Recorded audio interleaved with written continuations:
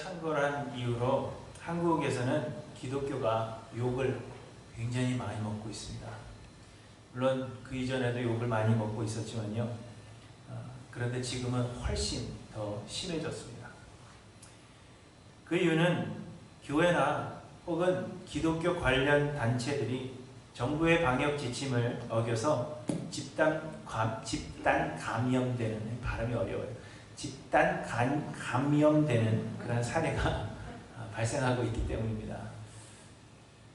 코로나 초기에는 신천지가 무리를 일으키더니 그 이후에 사랑제일교회에서, 그리고 올해 들어서는 인터콥의 BTJ 열방센터, 그리고 최근에 IM 선교회의 IEM 국제학교와 또 TCS 국제학교 집단 감염 사례까지 계속해서 교회나 혹은 기독교 관련 단체에서 이러한 집단 감염 사례가 발생하고 있는 것입니다.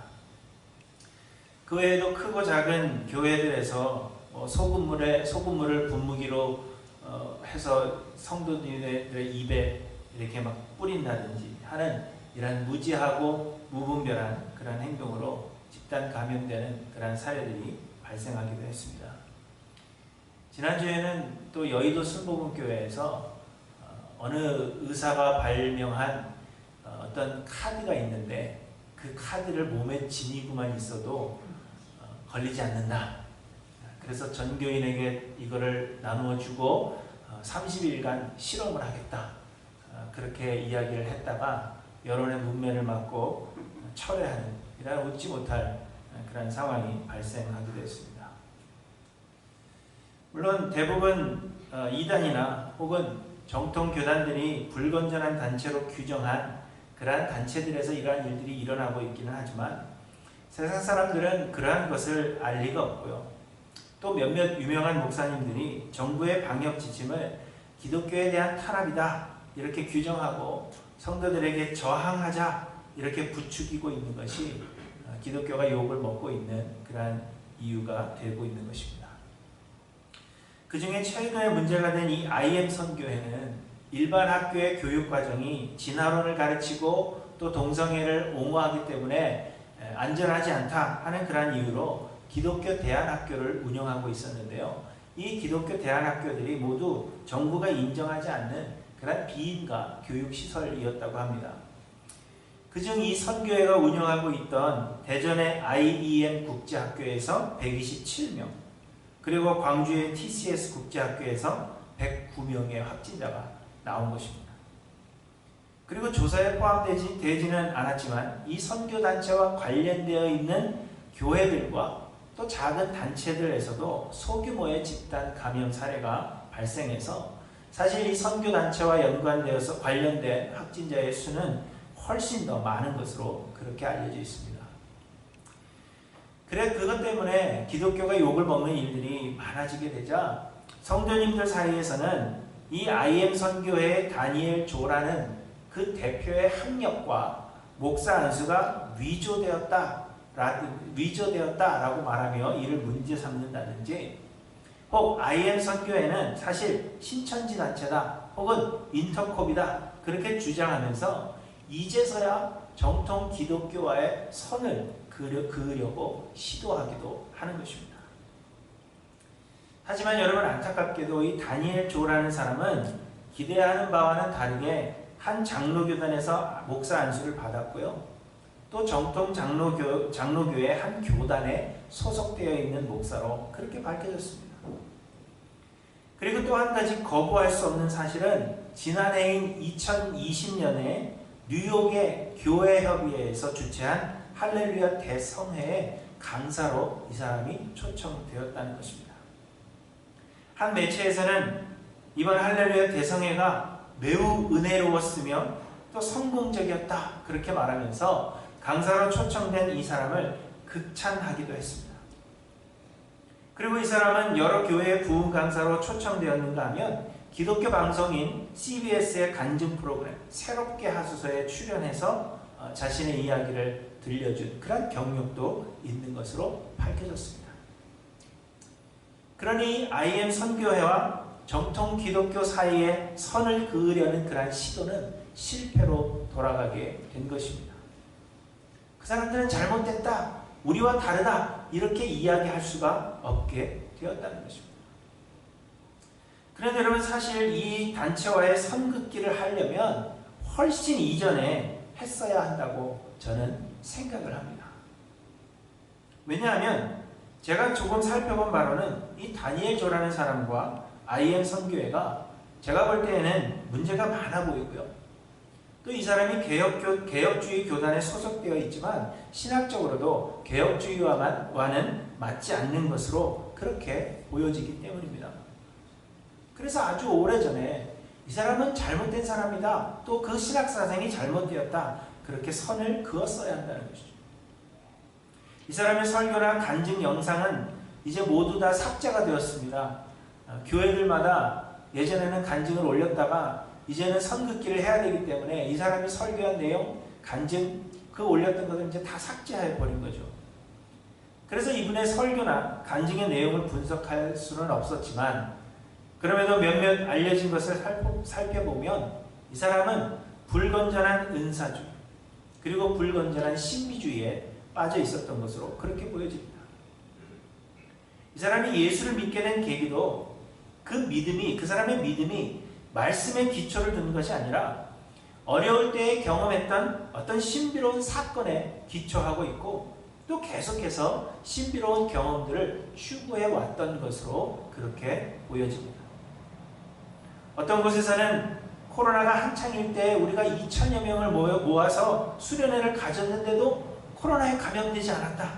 그래서 하나님은 우리를 과학적으로 지켜주신다라는 말도 안 되는 이야기를 하기도 했습니다. 과학적으로 지켜주신다는 것은 뭔지 저는 제 짧은 머리로는 이해를 할 수가 없어요.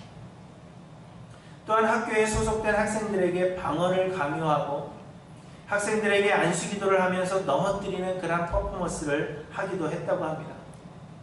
이번 집단 감염도 자신들은 하나님께서 특별히 지켜주시기 때문에 코로나에 걸리지 않는다는 그러한 잘못된 신앙의 결과입니다. 지금은 어느 한 장로교단에 소속되어 있지만 그가 안수받은 교단에서는 그가 노회에 참석하지 않았기 때문에 그를 제명했다, 그렇게 이야기하기도 하고요. 또 고신교단에서는 학교에 소속되었던 학생들의 그 학부모들이 항의하는 일이 있어서 이 사람의 신학사상을 조사한 바가 있는 것으로 또 그렇게도 알려져 있습니다.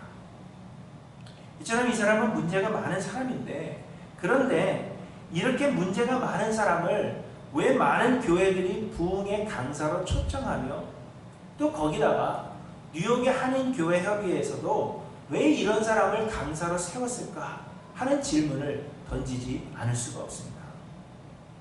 여러분, 왜 그렇다고 생각합니까? 문제가 분명히 있어 보이는데 그때는 강사로 세우고 초청하고 다 하다가 왜 이제 와서는 그 사람이 문제가 있는 사람이다 그렇게 이야기하는 것일까요? 왜 그 전에 선긋기를 하지 못하는 것일까요? 그 이유는 많은 교회들이 신앙을 판단하는 기준이 무엇을 믿는가 하는 그 사람의 신학에 있지 않고 성공에 있기 때문입니다. 이 사람이 무엇을 믿으며 하나님의 말씀을 어떻게 해석하고 어떻게 이해하는가, 이러한 것들보다는 교세가 얼마나 크고 또 얼마나 유명한가, 이 사람이 무슨 일을 했는가, 이 사람에게 어떤 업적이 있는가 하는 것을 가지고 한 사람의 신앙을 판단한다는 것입니다. 그래서 신학적으로 오류가 있다 그렇게 생각하다가도 그 교회가 성장하였다고 하면 신학적인 오류는 더 이상 문제가 되지 않는 것입니다. 그리고 더 나아가서 오류가 있다고 생각했던 그 사람의 신학이 오히려 정통이 되기도 하는 것입니다. 예전에는 문제가 있다 생각했는데 이 사람 교회가 성장하다 보니까 교회가 커지고 교세가 커지면서 이 사람의 신학이 정통이 되기도 하는 것입니다. 그리고 사람들은 겉으로 보여지는 희생과 선한 행위 등에 그 사람의 신학보다 더 큰 점수를 주기도 합니다. 그래서 하나님을 위해 큰 희생을 했다든지 사람들을 감동시킬 만한 어떤 선한 일을 했다 하면 그 사람의 신학이 어떤 것인지는 궁금해하지 않는다는 것입니다. IM 선교회 이 조 대표라는 사람도 그가 어느 유명 영어 학원의 강사로, 잘 나가는 강사로 있다가 그럼에도 불구하고 돈과 명예를 다 버리고 차세대를 위한 선교회를 설립했다 하는 그 사실. 또 실제인지는 알 수 없지만 이 사람이 큰 보수를 받지 않고 청렴한 생활을 하고 있다 하는 그러한 점들이 사람들에게 큰 점수를 받아서 부흥회의 강사로서 유명세를 떨칠 수 있었던 것입니다. 무엇을 믿느냐 보다는 이 사람이 무엇을 했느냐 하는 것이 사람들의 관심을 끌었다는 것입니다. 이처럼 한국의 현대 한국교계는 한 사람의 신앙, 곧 그가 무엇을 믿는가에 대해서는 별로 관심이 없습니다. 그래서 어느 유명 연예인이 교회를 다니는 사람이다, 기독교인이다 그렇게 알려지게 되면 많은 교회들이 그 사람의 신학과는 상관없이 그 사람을 초청해서 교회에서 간증 집회를 열기도 합니다. 한때 문화부 장관을 역임했던 한 지식인이 무신론자였다가 예수를 믿게 되었다고 해서 그분이 갑자기 한국교회의 영성과 신학을 이끌어가고 있는 이 현실을 저는 이해할 수가 없습니다. 요즘은 또 어떤 무명 가수가 한 노래 경연 프로그램에 나와서 큰 인기를 끌었는가 봅니다. 그런데 이 사람이 한국의 어느 유명한 목사님의 아들이래요. 그래서 사람들은 이 목사님 부부가 자녀를 잘 키웠다 그렇게 이야기하면서 이 목사님 부부의 자녀 교육 방법을 칭찬합니다. 이 목사님 가정이 사회에 아주 좋은 영향력을 끼쳤다면서 칭찬을 아끼지 않습니다. 하지만 저는 이해할 수 없는 것이 목사님의 자녀가 유명한 가수가 된 것이 어떻게 사회에 좋은 영향력을 끼쳤다는 것인지 저는 이해를 할 수가 없어요. 목사님의 자녀가 훌륭한 가수가 된 것이 어떻게 신앙과 연관이 되는 일인지 저는 그것을 이해할 수가 없다는 것입니다. 그러나 여러분, 안타깝게도 이것이 지금 우리가 사는 이 시대에 그리스도인이라고 자칭하는 사람들의 사고방식입니다. 말씀에 대한 믿음의 그 내용보다는 겉으로 드러나는 모습에 집중하고 있다는 것입니다. 하지만 여러분, 우리는 세상 사람들이 생각하는 것처럼 우리의 계획과 우리의 노력과 수고의 열매를 가지고 하나님께 평가를 받고 그것을 토대로 해서 구원을 얻는 것이 결코 아닙니다. 우리는 하나님의 은혜로 구원을 선물로 받고 우리의 믿음으로 우리의 구원의 인치심을 받는 것입니다. 곧 잘 살았다고 해서 구원을 얻는 것이 아니라 하나님께 받은 예수 그리스도에 대한 믿음이 곧 하늘나라로 가는 티켓이 된다는 것입니다. 그런데 어떤 사람들은 티켓도 없이 그저 세상에서의 업적과 사람들의 인정 혹은 선한 행위 등으로 구원을 얻고자 합니다. 또 어떤 사람들은 하나님께서 주신 선물이 아닌 위조된 티켓을 가지고 하늘나라에 들어가고자 합니다. 그러나 여러분, 하나님께서 선물로 주신 티켓, 곧 예수 그리스도에 대한 바른 믿음이 아니고서는 하늘나라에 들어갈 수가 없는 것입니다. 그러므로 우리는 겉으로 드러나는 그 모습보다 우리의 믿는 바가 무엇인지에 주목해야 한다는 것입니다. 오늘 본문에 보시면 2차 전도여행을 마친 바울은 안디옥으로 돌아가고 브리스길라와 아굴라 부부는 에베소에 남아 있었습니다. 그런데 알렉산드리아에서 난 아볼로라 하는 유대인이 에베소로 와서는 예수에 대한 것을 가르쳤다고 그렇게 말씀하고 있습니다.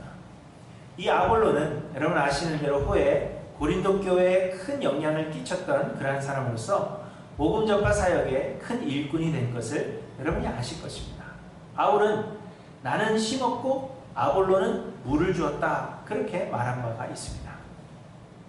그런데 이 아볼로가 태어난 곳, 이 알렉산드리아는 이집트 북부에 있는 도시로서 당시 로마 제국에서 두 번째로 큰 도시요, 지중해의 진주라고 불릴 정도로 로마 제국의 아주 중요한 그러한 도시였던 것으로 알려져 있습니다. 이 알렉산드리아는 헬라 제국의 알렉산더 대왕이 이집트를 점령한 후에 헬라 문화를 꽃피우겠다 하는 그러한 계획을 세우고 세운 신도시입니다. 그래서 수많은 상인들과 지식인들이 이곳으로 몰려들었다고 합니다.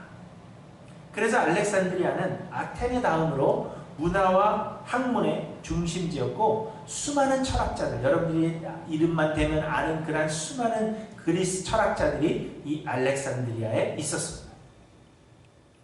그래서 아볼로가 알렉산드리아에서 났다 하는 것을 말해주는 것은, 여기서 짚어주는 것은 그가 어려서부터 좋은 교육을 받고 모든 지식에 풍부한 사람이었다 하는 것을 말해주는 것입니다. 오늘 본문 24절 하반절에도 보시면 이 사람은 언변이 좋고 성경에 능통한 자라 하셨고 그가 일찍이 주의 도를 배워 열심으로 예수에 관한 것을 자세히 말하며 가르쳤다. 그렇게 말씀하십니다. 아볼로는 지식적인 면에 있어서 부족함이 없어 보였고 또 세상적인 관점으로 매우 유능한 사람으로서 세상의 인정을 받는 사람이었다 하는 것을 이야기해주고 있는 것입니다. 세상 사람들이 아볼로를 볼 때 그는 너무 똑똑한 사람이에요. 너무 유능한 사람이에요. 아는 것이 많은 사람입니다. 하지만 브리스길라와 아굴라가 볼 때에는 문제가 있었다는 것입니다. 그것은 아볼로가 예수에 관한 것을 자세히 말하여 가르치지만 요한의 세례만 알 따름이었기 때문입니다. 곧 아볼로가 가진 그 지식에는 한계가 있었고 그가 예수에 관하여 많은 것을 알고 있는 것 같으나 그러나 아주 중요한 진리를 깨닫지 못하고 있었다는 것을 말해주고 있는 것입니다. 그리고 이것은 아볼로에게서 가르침을 받은 사람들도 마찬가지였습니다. 본문 19장에 보시면 바울이 3차 전도 여행 시에 에베소에 이르러서 어떤 제자들을 만나게 되었다고 말씀합니다. 그때 바울이 이들에게 묻습니다. 너희가 믿을 때 성령을 받았느냐? 이렇게 물으니까 이들은 우리는 성령이 계심도 듣지 못하였노라 이렇게 대답합니다. 그래서 바울이 그러면 너희가 무슨 세례를 받았느냐? 이렇게 물었고 이들은 요한의 세례를 받았다 그렇게 대답했습니다. 그런데 여러분 아볼로는 에베소에 와서 예수에 관한 것을 자세히 말하여 가르치다가 브리스길라와 아굴라 부부를 만났고 그들에게 가르침을 받은 뒤에 아가야로 갔습니다. 곧 고린도로 갔습니다.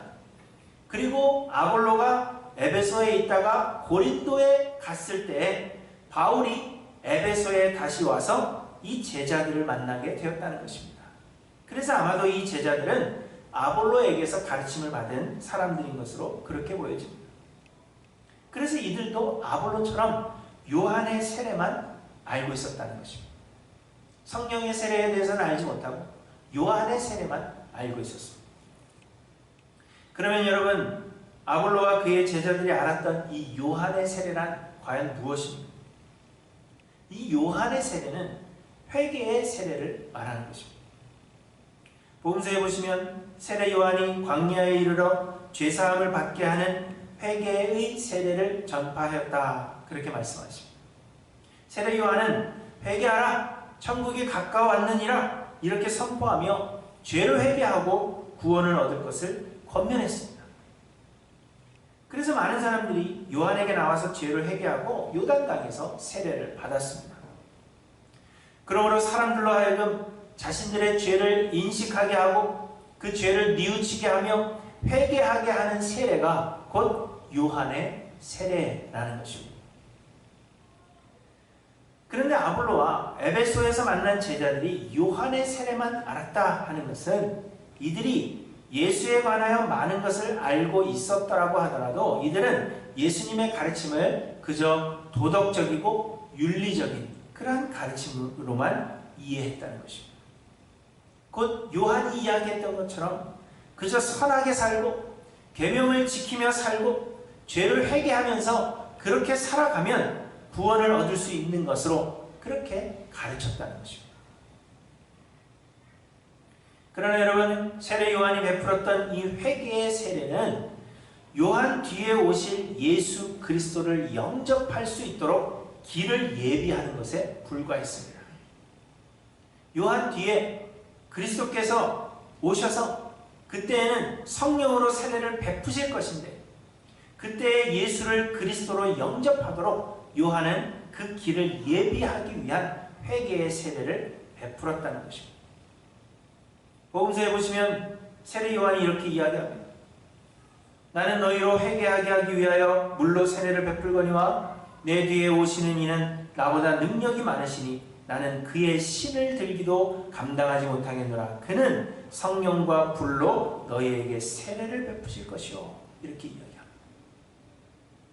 그러므로 요한이 베푼 회개의 세례는 우리에게 구원을 줄 수 없는 불완전한 세례라는 것이며, 이것은 곧 우리가 우리의 죄를 회개하고 계명을 지키는 선한 삶을 살아서 구원을 얻는 것이 아님을 우리에게 말해주고 있는 것입니다. 우리가 구원을 얻는 것은 전적인 하나님의 은혜입니다. 구원은 우리에게 공로가 있거나 우리가 구원의 조건을 충족시킴으로 받는 것이 아니라 하나님의 무조건적인 선택이며 은혜입니다. 하나님께서 구원하실 자를 미리 택정하시고 그 택하신 자들을 위해 독생자 예수를 보내사 십자가에 달리심으로 우리의 죄값을 대신 치르시고 우리의 죄를 용서해 주신 것입니다. 그리고는 우리에게 성령을 보내주사 예수의 죽음과 부활 그리고 그리스도 되심에 대한 믿음을 선물로 주셔서 우리의 구원을 확실하게 하시는 것입니다. 그러므로 구원은 하나님의 은혜이지만 우리가 구원 얻었음을 확인할 수 있는 것은 예수가 그리스도이심에 대한 믿음이라는 것입니다. 사람들이 생각하는 것처럼 죄를 회개하고 선한 삶을 살거나 계명을 지킴으로써 구원을 얻는 것이 아니라 구원은 하나님의 은혜로 받는 것이거든 예수가 우리를 죄에서 구원하시기 위해 하나님께서 보내신 유일한 그리스도이심을 믿는 믿음이 있어야 구원을 얻은 것입니다. 그리고 여러분, 이 믿음은 하나님께서 우리에게 성령을 보내주심으로 말미암는 하나님의 선물로서 우리는 이것을 성령 세례라 그렇게 부르는 것입니다. 곧 예수가 그리스도이심을 믿는 것이 성령으로 세례를 받는 것이라 그렇게 말하고 있는 것입니다. 예수를 그리스도로 믿는 것이 성령 세례를 받은 결과라는 것입니다. 그래서 브리스길라와 아굴라 부부에게서 가르침을 받은 아볼로는 28절에 아가야로 건너가서 예수는 그리스도라고 증언하여 공중 앞에서 힘있게 유대인의 말을 이겼다. 이렇게 이야기하고 있습니다. 이전에는 예수님의 가르침에 대해서 윤리적으로 도덕적으로 착하게 살아야 된다. 그래야 구원을 얻는다. 그렇게 가르쳤었는데 이제는 예수가 그리스도시다. 예수가 우리를 구원하실 유일한 그리스도시요 우리의 구원은 곧 하나님의 은혜임을 전하였다. 그렇게 말씀하고 있는 것입니다. 그리고 바울도 에베소에서 만난 제자들에게 예수가 그리스도이심을 믿어야 한다는 것을 가르쳤던 것을 우리에게 보여주고 있습니다. 여러분, 이처럼 요한의 세례, 회개의 세례로는 충분하지 않습니다. 죄를 회개하고 선한 삶을 살며 계명을 지키는 삶을 사는 것도 충분하지가 않습니다. 많은 업적을 세우거나 세상 사람들에게서 좋은 인정을 받는 것, 그것으로도 충분하지 않다는 것입니다. 우리가 소원해야 할 것은 성령으로 세례를 받는 것입니다. 이는 예수가 그리스도이심을 믿는 것입니다. 그리고 예수가 그리스도이심을 믿는다는 것은 우리가 그리스도와 연합하는 것을 의미합니다. 그저 지식적으로 우리가 그 역사적 사실을 인정하는 것이 믿는 것이 아니라 우리가 그리스도와 연합하는 것입니다. 그리고 이 연합은 우리와 그리스도가 하나 되어서 새로운 형태를 이루는 그러한 연합이 아니라 나는 죽고 그리스도만이 사시는 그러한 연합을 의미하는 것입니다. 예수가 그리스도이심을 믿는다 하는 것은 나는 없고 나를 완전히 부인하고 내가 이제 그리스도의 일부가 되는 거예요. 그래서 그리스도 안에서만 발견되어지고 나의 생각, 나의 계획, 나의 욕심 이런 것들은 다 없어지고 그저 그리스도만이 사셔서 나를 그리스도의 뜻으로 인도해 가시는 것, 그 안에 순종하는 것이 곧 믿는다 하는 표현이 되는 것입니다. 우리는 이렇게 성령으로 세례를 받아야 한다는 것입니다. 하지만 아직도 많은 교회들이 요한의 세례를 강조합니다.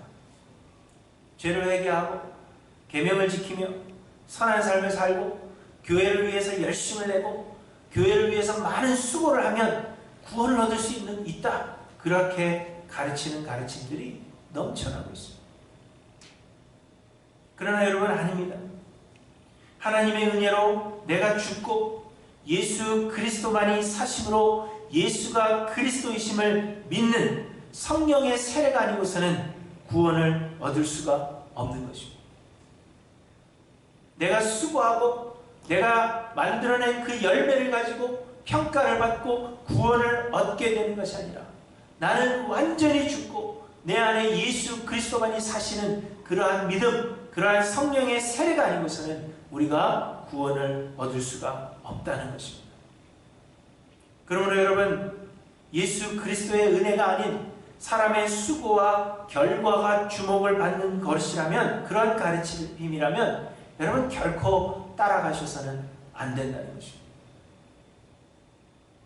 사랑하는 성도 여러분, 여러분은 무슨 세례를 받으셨습니까?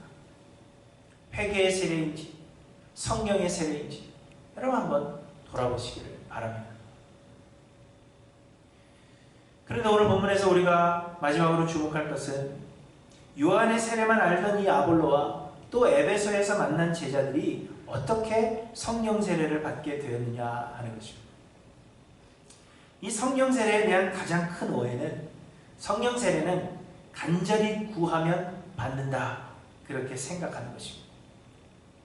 그래서 사람들은 성령의 세례를 받기 위해서 기도원에 올라가서 금식하며 기도하기도 하고요. 또 밤새도록 찬양하며 기도를 하기도 합니다. 울부짖어서 기도하기도 하고 손을 들고 찬양하기도 하고 하나님의 성령이 내 안에 임하기를 소원하면서 그렇게 우리는 열심을 냅니다. 이렇게 열심히 하면 하나님께서 주신다, 그렇게 생각하는 것입니다. 또 특별한 성령의 은사가 있다 생각하는 사람에게, 소위 영역이 있다 생각하는 사람들에게 우리는 가서 성령 받기를 기도해 달라고 부탁하기도 합니다. 그 사람들에게 머리를 조아리고 안수받고 그래서 성령의 세례를 받을 수 있다, 그렇게 생각하는 것입니다. 하지만 오늘 본문은 하나님의 말씀을 학습하는 것이 성령으로 세례를 받아 예수가 그리스도이심을 믿게 되는 것임을 우리에게 말씀하십니다. 본문 18장 26절에 보시면 아볼로가 그가 회당에서 담대히 말하기 시작하거늘 브리스길라와 아굴라가 듣고 데려다가 하나님의 도를 더 정확하게 풀어 이르더라, 이렇게 말씀하십니다. 곧 하나님의 말씀, 성경을 잘 풀어서 가르쳤다는 것입니다. 또한 9장 4절에 보시면 바울이 이르되 요한이 회개의 세례를 베풀며 백성에게 말하되 내 뒤에 오시는 이를 믿으라 하였으니 이는 곧 예수라 하거늘 그들이 듣고 주 예수의 이름으로 세례를 받으니, 이렇게 말씀하고 있습니다. 바울 역시도 하나님의 말씀, 이 성경을 풀어서 가르쳤고 그 제자들이 그 말씀을 듣고 주 예수의 이름으로 세례를 받았다, 그렇게 이야기하고 있는 것입니다. 그건 하나님의 말씀, 이 성경을 가까이 하며 학습하며 묵상하는 것만이 성령의 세례를 받을 수 있는 길이 된다는 것입니다. 여러분, 성령 하나님은 말씀 안에서 역사하십니다. 곧 말씀을 읽고 묵상하며 말씀을 알고자 학습할 때 성령께서 역사하신다는 것입니다. 성령의 역사하심은 우리에게 원인이 있는 것이 아니라 성령님은 하나님이십니다. 하나님의 뜻대로 우리에게 임하시되 우리가 말씀을 통해서만 우리에게 임하신다는 것을 우리에게 보여주고 계시는 것입니다. 그래서 성경은 믿음은 들음에서 나며 들음은 그리스도의 말씀으로 말미암는다. 이렇게 말씀하십니다.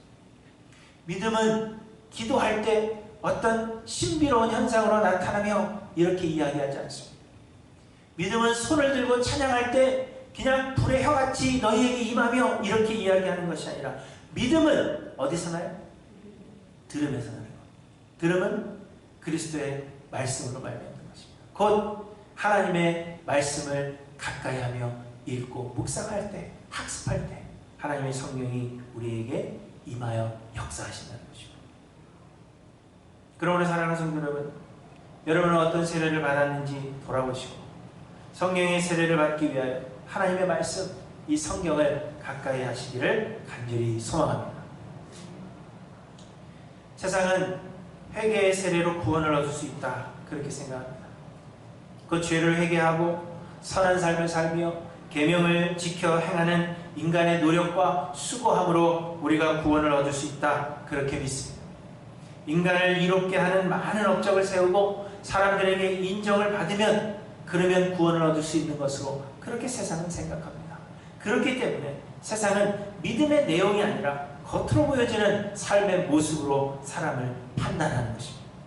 무엇을 믿었느냐, 무엇을 믿느냐, 그것을 보는 것이 아니라 이 사람이 무엇을 했느냐, 어떤 업적이 있느냐, 이런 것들을 보고 판단하며 따라간다는 것입니다.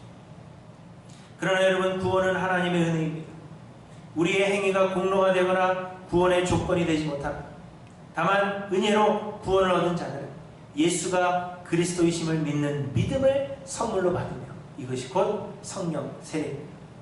그러므로 사람들의 행위로 판단할 것이 아니라 무엇을 믿는지 그 믿음의 내용을 살펴보아야 한다는 것입니다.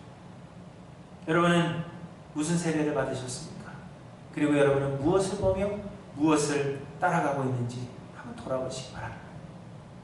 바라기는 우리 하일랜드 교회 성도님들은 겉으로 보여지는 모습으로 판단하거나 또 겉으로 보여지는 모습을 보고 따라가는 그러한 사람들이 아니라 믿음의 내용으로 판단하며 또 말씀을 더 배우기를 소망하여서 예수가 그리스도이심을 믿는 믿음을 따라가시고 사람들의 인정을 받는 것이 아니라 하나님의 기쁨이 되시는 저와 여러분들이 모두 되시기를 주님의 이름으로 간절히 축원합니다.